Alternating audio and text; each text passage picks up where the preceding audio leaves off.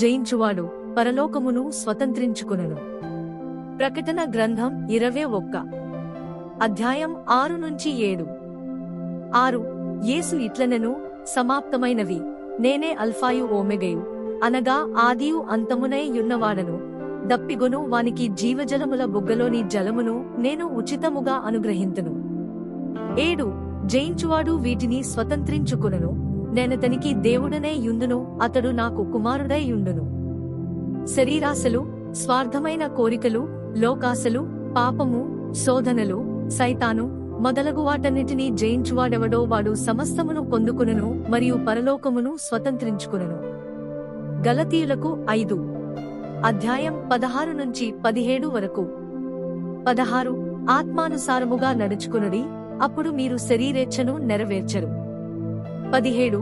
శరీరము ఆత్మకును, ఆత్మ శరీరమునకును విరోధముగా అపేక్షించును. రోమీయులకు 8 అధ్యాయం 13. 13. మీరు శరీరానుసారముగా ప్రవర్తించిన ఎడల చావవలసిన వారై యుందురుగాని ఆత్మచేత శారీర క్రియలను చంపిన ఎడల జీవించెదరు. ప్రకటన గ్రంథం 21 అధ్యాయం 8. 8. పిరికివారును, అవిశ్వాసులను, అసహ్యులను, నరహంతకులను, వ్యభిచారులను, మాంత్రికులను, విగ్రహారాధకులను, అబద్ధికులందరూ అగ్ని గంధకములతో మండుగుండములో పాలు పొందెదరు. ఇది రెండవ మరణము.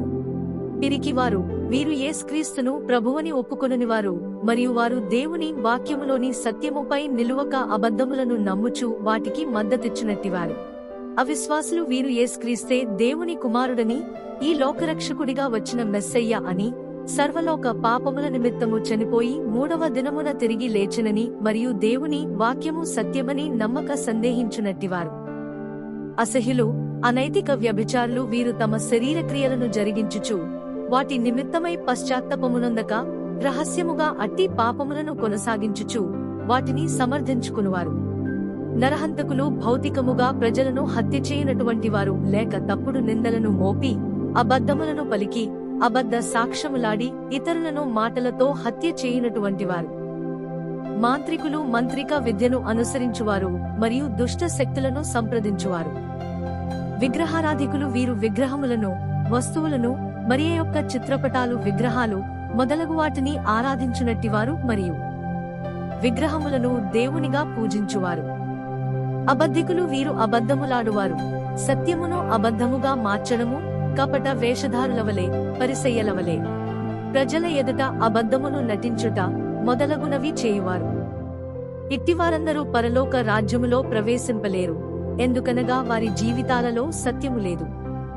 చెడుతనముతో నిండిన సర్వలోకమునకు మరియు పాపమునకు తీర్పు తీర్చుటకు యేసుక్రీస్తు త్వరలో రానేయున్నాడు. ప్రభువు దినము సమీపముగా ఉన్నది, పశ్చాత్తాపపడుము, ఎందుకనగా దేవుని రాజ్యము ఎంతో సమీపముగా ఉన్నది. నీ పాపముల నిమిత్తము పశ్చాత్తాపపడుము మరియు సంపూర్ణముగా ప్రభువు వైపునకు తిరుగుము.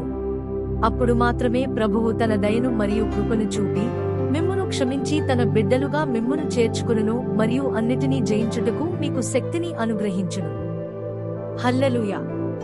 ప్రభువైన యేసుక్రీస్తు మీ అందరినీ ఆశీర్వదించునుగాక.